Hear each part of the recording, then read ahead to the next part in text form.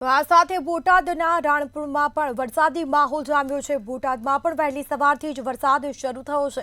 હવામાન વિભાગે જે રીતે આગાહી કરી છે અને તેજ પગલે વરસાદી માહોલ જામ્યો છે। બીજી તરફ રાણપુર શહેરમાં ધોધમાર વરસાદ વરસ્યો। રાણપુર સહિત ગ્રામ્ય વિસ્તારમાં પણ વરસાદી માહોલ જામ્યો છે। તો ખેતીના પાકને વ્યાપક નુકસાન થાય તેવી ભીતિ સેવાઈ રહી છે।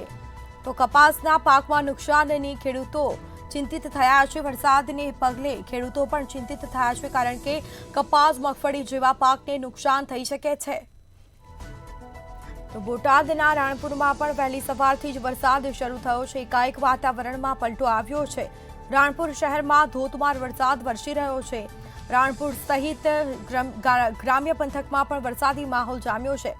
ગ્રામ્ય પંથકમાં પણ અવિરત વરસાદી માહોલ જોવા મળ્યો।